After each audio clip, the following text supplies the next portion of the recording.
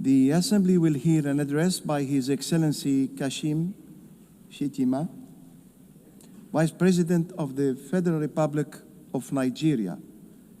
I request the protocol to escort His Excellency and invite him to address the Assembly.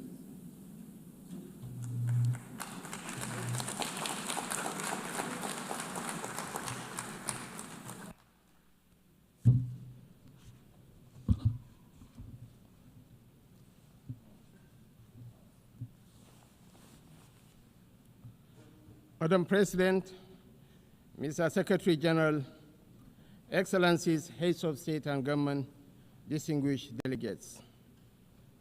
The chaos that shadows our world is a reminder that we cannot afford the luxury of inaction.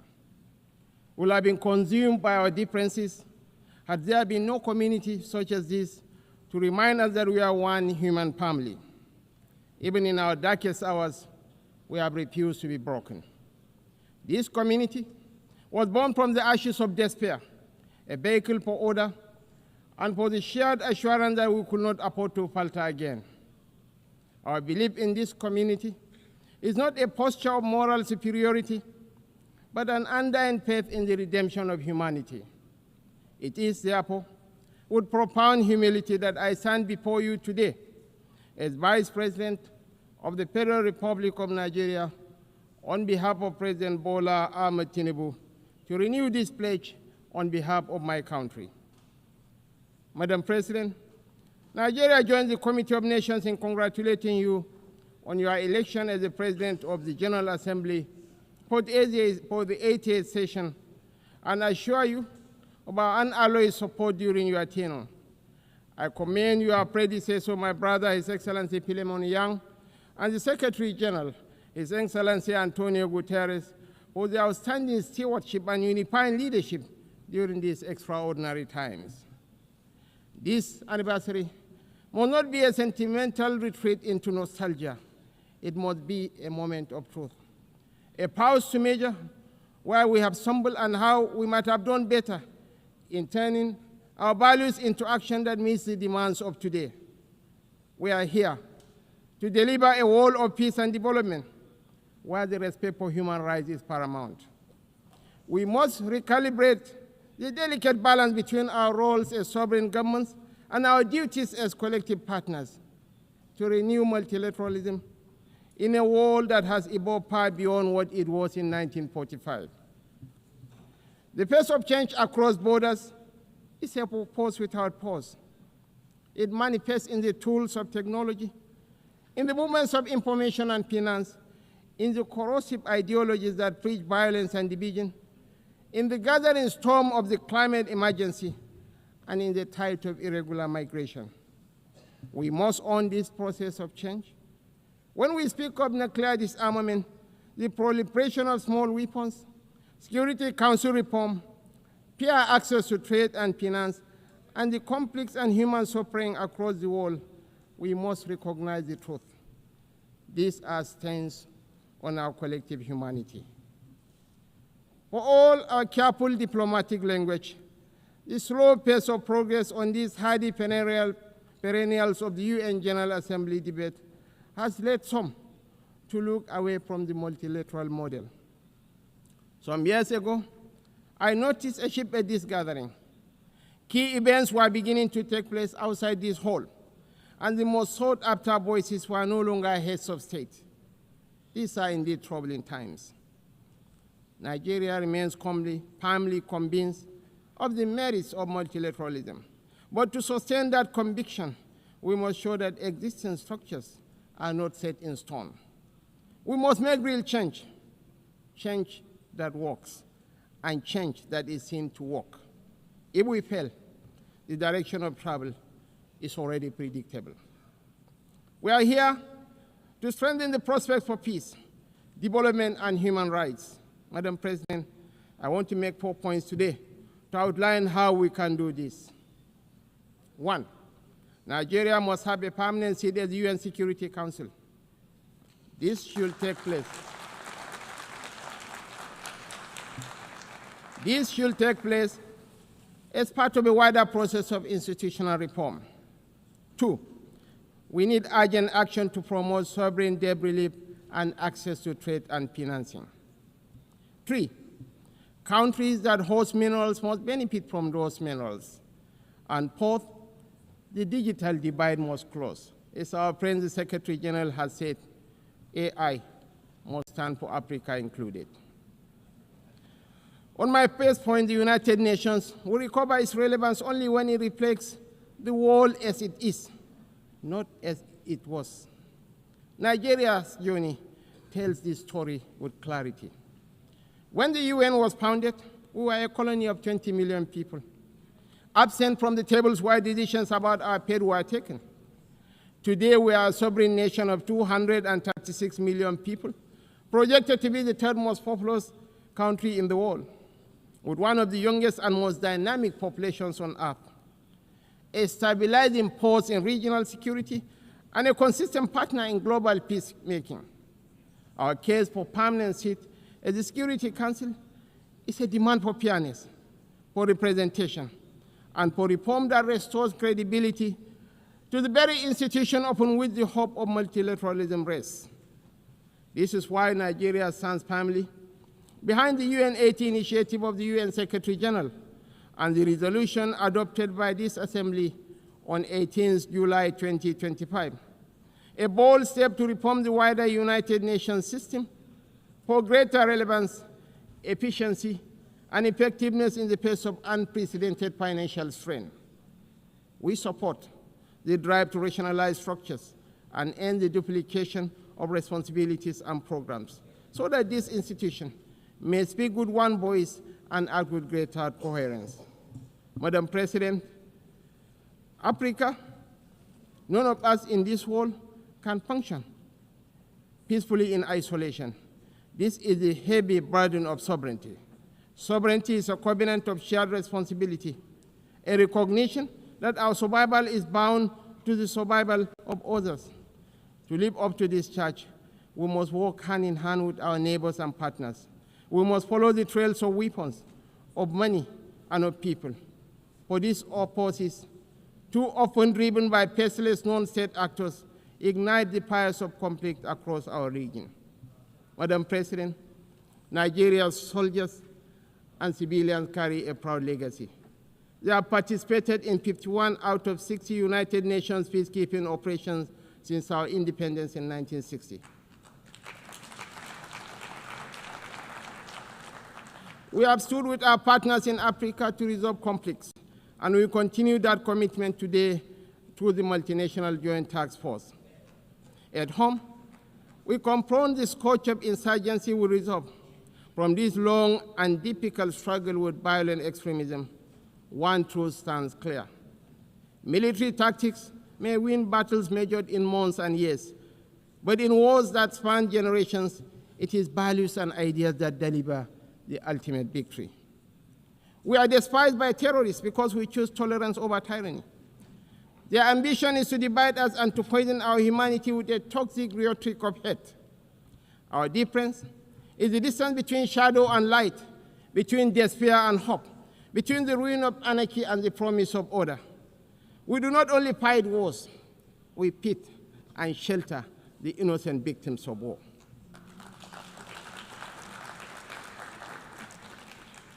This is why we are not indifferent to the devastations of our neighbors near and distant. This is why we speak of the violence and aggression visited upon innocent civilians in Gaza, the illegal attack on Qatar, and the tensions that scar the wider region. It is not only because of the culture of impunity that makes such acts intolerable, but because our own bitter experience has taught us that such violence never ends where it begins. We do not believe that the sanctity of human life should be trapped in the corridors of endless debate. That is why we say, without stuttering and without doubt, that a two-state solution remains the most dignified path to lasting peace for the people of Palestine.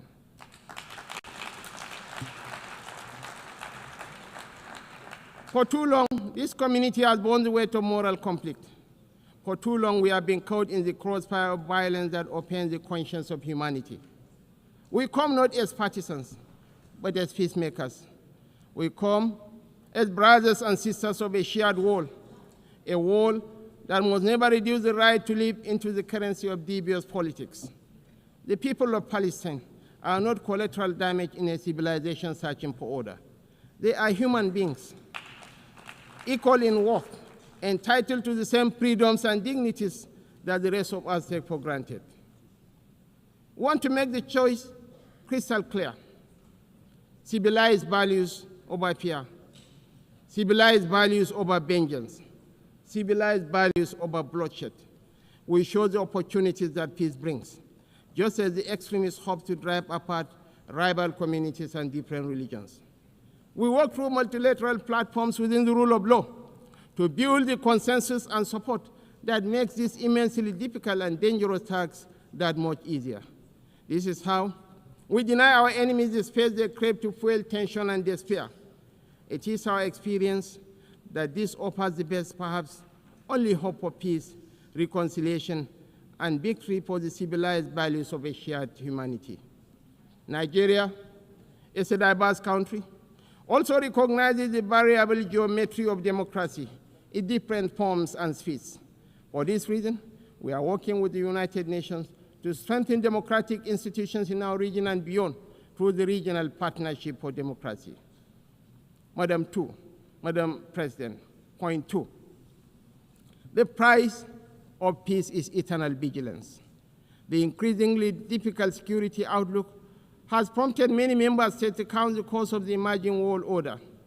We in Nigeria are already familiar with so difficult choices: infrastructure renewal or defense platforms, schools or tanks.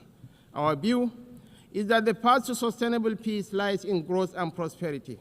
The government has taken difficult but necessary steps to restructure our economy and remove distortions, including subsidies and currency controls that benefited the few at the expense of the many. I believe in the power of the market to transform.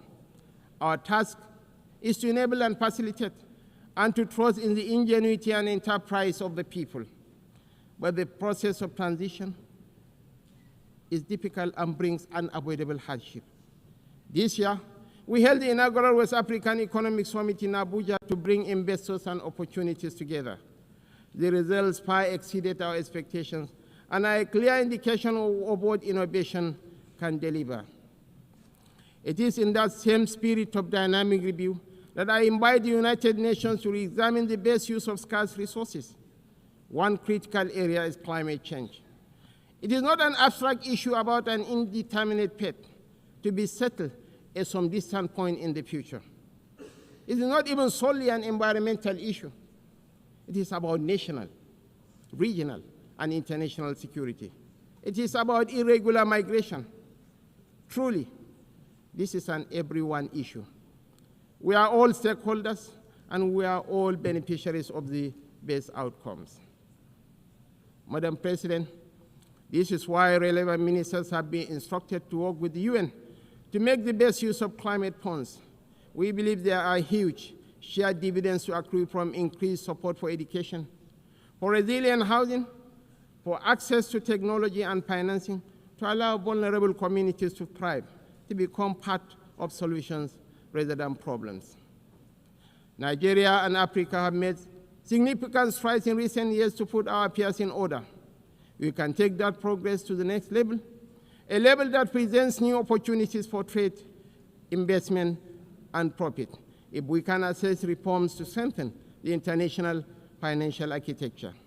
We need urgent action to promote debt relief, not as an act of charity, but as a clear path to the peace and prosperity that benefits us all.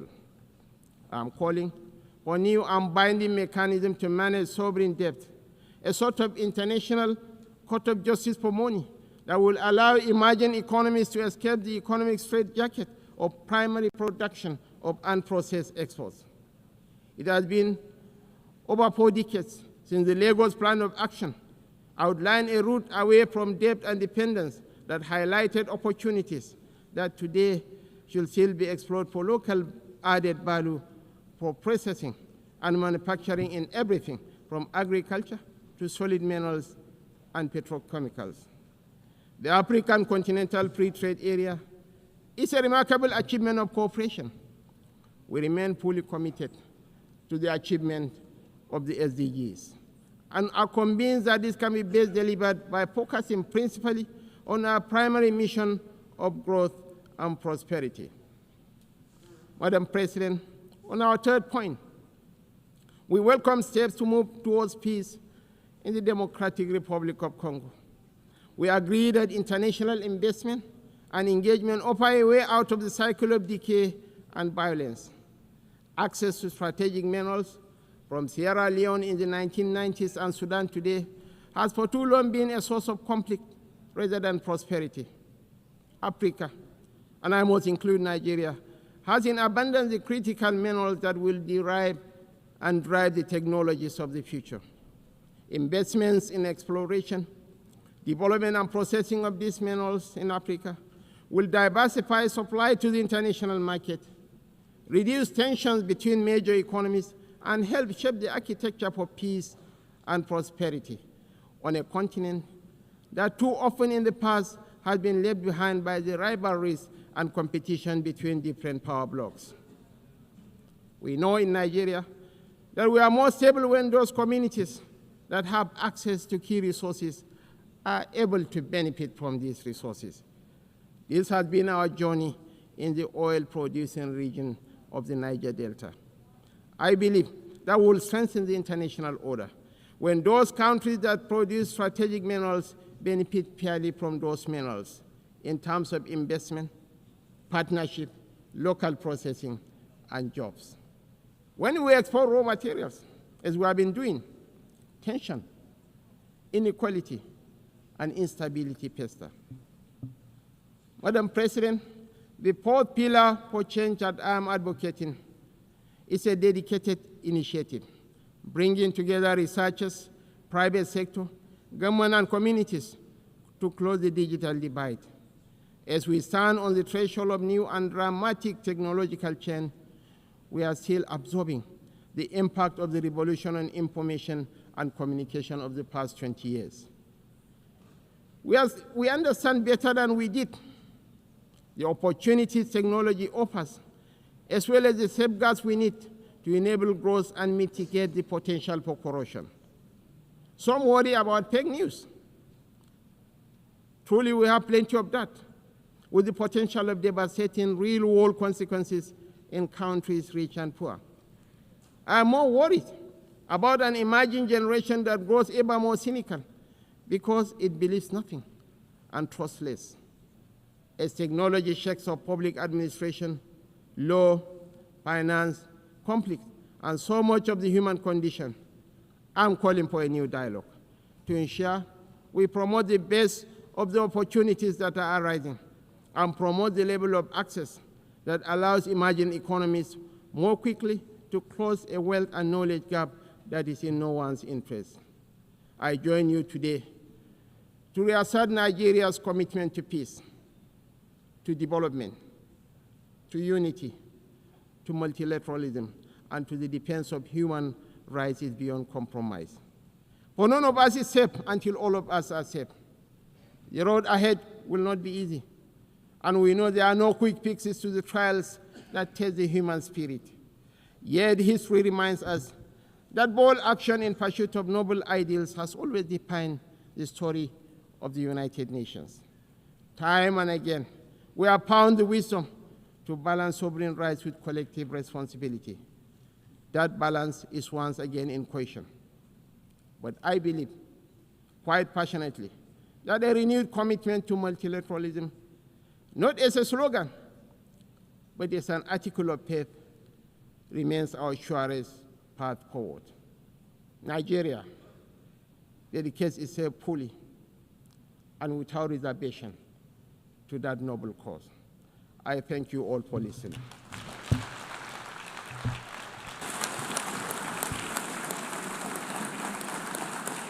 On behalf of the Assembly, I wish to thank the Vice President of the Federal Republic of Nigeria,